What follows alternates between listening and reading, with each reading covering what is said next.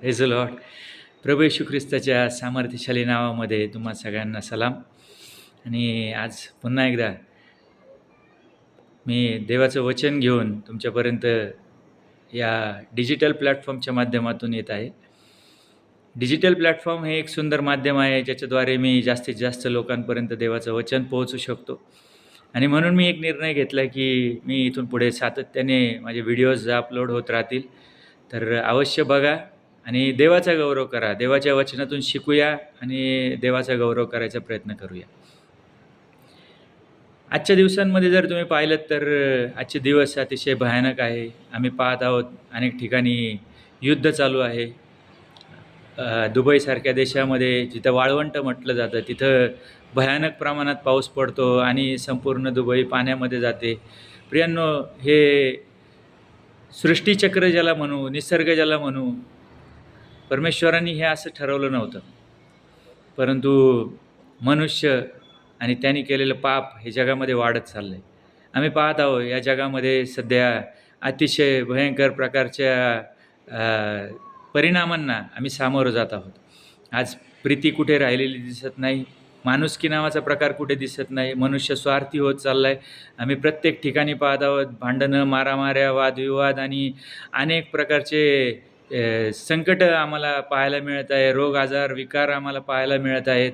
लोक अनेक प्रकारच्या त्रासामध्ये आहेत, दुःखामध्ये आहेत. कुठेच आम्हाला आनंद नावाचा प्रकार कुठेच पाहायला मिळत नाही. प्रियांनो, तुमच्याकडे किती पैसा आहे, किती संपत्ती आहे, याला काहीच आज महत्त्व उरलेलं नाही. लोक फक्त पैशाच्या मागे लागलेत, परंतु त्या पैशाच्याद्वारे त्यांना कुठल्याही प्रकारचा आनंद मिळू शकत नाही. हे तेवढंच आज सत्य आहे. आणि म्हणून देवाचं वचन ज्याच्याद्वारे आम्हाला आनंद मिळू शकतो, ज्याच्याद्वारे आमच्या पापांची क्षमा होऊ शकते, ज्याच्याद्वारे आम्ही अद्भुतरित्या सार्वकालिक जीवनाकडे जाऊ शकतो, असं देवाचं वचन घेऊन मी आज तुमच्यापर्यंत पोहोचत आहे. आणि म्हणूनच मी देवाचं वचन आज तुमच्यापर्यंत घेऊन येत आहे. प्रियांनो, मत्ते कृष्णवर्तमान 9 अध्याय 13 वचन असं सांगतं. येशू म्हणतो की मी नीतिमानांना नव्हे तर मी पाप्यांना बोलवण्यासाठी आलो आहे. हालेलुया. योहान कृष्णवर्तमान आणि 3 अध्याय 16 वचन असं सांगतं की देवाने जगावर एवढी प्रीती केली की त्याने आपला एकुलता एक पुत्र दिला, अशासाठी की जो कोणी त्याच्यावरती विश्वास ठेवतो त्याचा नाश होऊ नये तर त्याला सार्वकालिक जीवन प्राप्त व्हावं. हालेलुया. परमेश्वराने तुमच्यावर आणि माझ्यावरती प्रेम केलं. संपूर्ण जगावरती त्याने प्रेम केलं आणि त्याचा एकुलता एक पुत्र प्रभू येशू ख्रिस्त त्याने देऊन टाकला. तो प्रभू येशू ख्रिस्त यासाठी आला की तुम्ही आणि मी पापातून बाहेर निघावं. तो यासाठी आला की आमच्या पापांची क्षमा व्हावी आणि आम्ही सार्वकालिक जीवनाकडे जावं. हालेलुया. आम्ही चुकलो असेल, आम्ही पडलो असेल, आम्ही पापी असेल, प्रियांनो, मला तर असं म्हणता येईल की सगळ्यात मोठे पापी आम्ही आहोत. परंतु जर बायबलमध्ये पाहिलं तर मोशेने खून केला, परंतु त्याला परमेश्वराने नाकारलं नाही, धिक्कारलं नाही. ज्या पेत्राने 3 वेळा येशूला नाकारलं, त्या पेत्रावरती देखील प्रभू येशू ख्रिस्ताने दया आणि प्रीतीच केलेली आम्हाला पाहायला मिळते. प्रियांनो, परमेश्वर नाकारणारा परमेश्वर नाही, तर तो तुमच्या पापासकट तुम्हाला स्वीकारतो. फक्त त्याची अट आहे की तुम्ही त्या पापातून बाहेर निघा आणि तुम्ही प्रभू येशू ख्रिस्ताला मनापासून स्वीकारा. हालेलुया. तो परमेश्वर प्रेमळ आहे, तो अतिशय प्रीतिमय आहे. त्यांनी इतकी प्रीती केली की त्याने स्वतःचा जीव त्या वधस्तंभावरती बलिदान केलं आहे. त्याने स्वतःला अर्पण केलं आहे. आणि प्रियांनो, त्या बलिदानाच्या द्वारे, त्याने वाहिलेल्या रक्ताच्या द्वारे तुमच्या आणि माझ्या पापांची क्षमा होती. हे तितकं सत्य आहे. आणि म्हणून आज आम्ही त्या येशूवरती विश्वास ठेवायला शिकूया. रोमकरास पत्र 3 अध्याय आणि 23 वचन सांगते की सर्वांनी पाप केलं आहे आणि ते देवाच्या गौरवाला अंतरले आहेत. नीतिमान कोणीच नाही. या जगामध्ये कोणीच नीतिमान नाही. देवाचा प्रत्येक सेवक पाहिलं तर तो देखील प्रत्येक ठिकाणी कुठेतरी चुकलेला आम्हाला पाहायला मिळतो. प्रियांनो, पण तरी देखील प्रभू येशू ख्रिस्त आम्हाला क्षमा करतो. रोम 6:23 मध्ये सांगितलं की देवाचं कृपादान प्रभू येशू ख्रिस्तामध्ये आमच्यासाठी सार्वकालिक जीवन असं आहे. हालेलुया.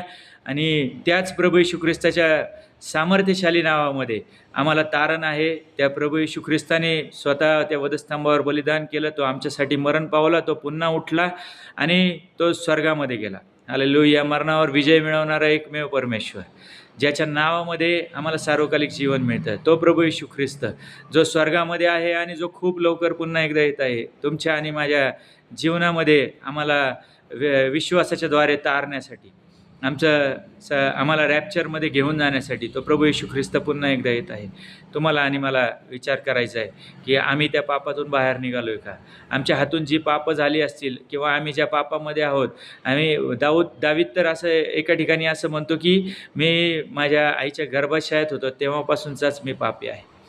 प्रियांनो, बायबल असंही सांगतं होशे 4:6 की ज्ञानाच्या अभावी माझ्या लोकांचा नाश होत आहे.